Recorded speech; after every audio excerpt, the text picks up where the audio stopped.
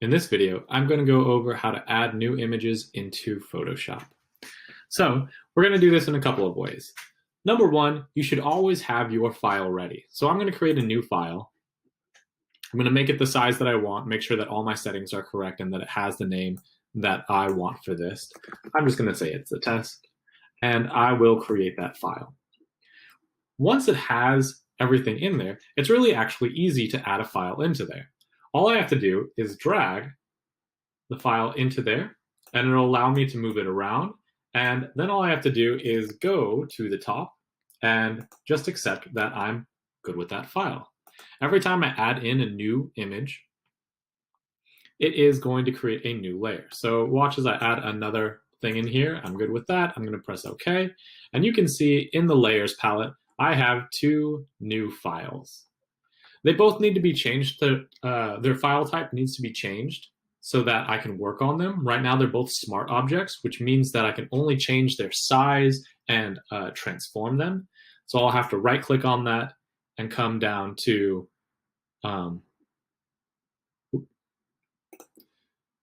so I'll have to right-click on the title, and then I'll come down and convert it to a raster file. So if I rasterize the layer, you can see that that little icon in the corner is gone. And if I want that back because I want it to be a smart file for whatever reason, I can come to convert to smart object. And there you go. So that is two ways that I can add files to here. I'm going to delete both of those. So now I'm going to show you another way to add images. I can come up to File. I'm going to scroll down and come to Place Embed or Place Linked. Whichever one, for the most part, at this for your young stage will work for you, but I'm going to place and embed it into the document. All I have to do is find where my file is. For me, I always keep mine in the desktop. So I can find it in the desktop, and you can see that I have my sheep, and I can place it.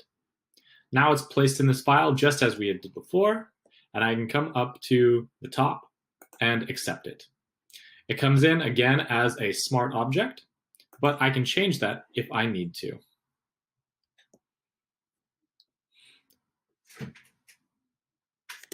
Last way that I want to show you is if I want to edit an image just as the image is with its own sizing, I can drag that image down into Photoshop itself.